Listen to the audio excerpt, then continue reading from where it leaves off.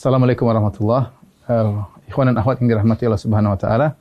Subhanallah, Ramadan kali ini Ramadan spesial, bermunculan imam-imam baru yang sebagian di antara mereka mungkin tidak pernah menjadi imam tarawih seumur hidup. Namun pada kesempatan kali ini mereka harus menjadi imam demi untuk menegakkan ibadah di rumah-rumah mereka karena kondisi pandemi yang ada.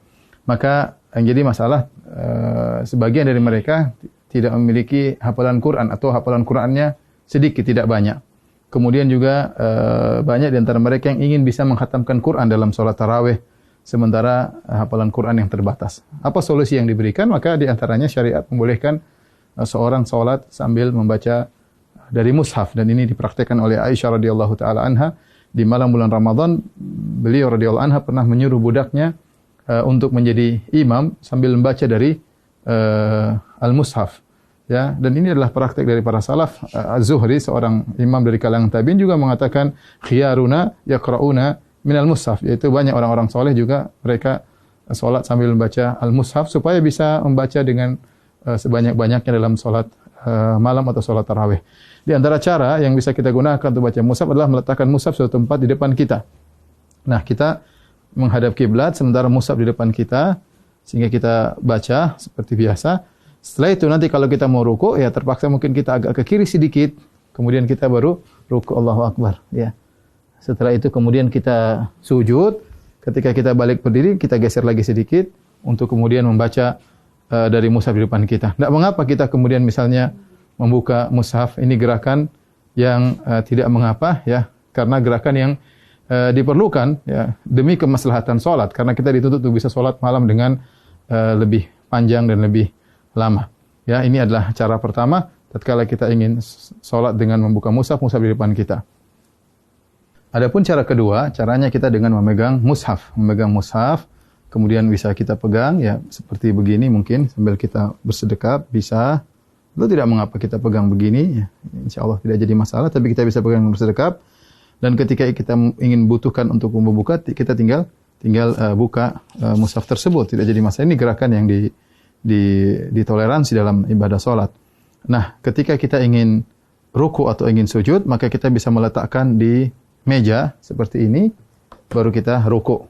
Kemudian kita ruku, kemudian kita sujud. Kalau kita ingin salat, ingin baca lagi, kita ambil lagi, kemudian kita pegang lagi. Dan ini juga cara yang mudah, dan ini tidak mengapa. Rasulullah SAW pernah salat wa huwa hamilu Umamah. Beliau pernah salat sambil menggendong cucunya Umamah bintu Abil As, yaitu putrinya Zainab, cucu Nabi sallallahu alaihi wasallam. Ketika Nabi sallallahu alaihi wasallam fa idza sajada ya wada'aha. Kalau Rasulullah sujud maka Rasulullah meletakkan Umamah. Kalau Rasulullah SAW berdiri, hamilah Rasulullah SAW memegang Umamah. Ini cara kedua yang bisa kita lakukan. Adapun cara ketiga yang mungkin mudah juga adalah dengan menggunakan HP ya. Dengan menggunakan HP ya kita memegang salat sambil kita megang mushaf ya, bisa kita begini oke saja, atau kita begini insyaallah enggak ada masalah. Kita sambil begini kita memegang mushaf. Ketika kita ingin ruku maka tinggal kita masukkan di kantong, baru kemudian kita ruku dan salat seperti biasa. Nanti kalau kita ingin lanjutkan tinggal kita pegang kembali, kemudian kita baca mushaf, terserah mau setengah juz, 1 juz, sepuas kita. Dan ini gerakan yang ringan juga dengan memegang mushaf. Yang perlu saya ingatkan, adapun makmum ya, makmum maka tidak perlu makmum memegang apa? Mushaf ya.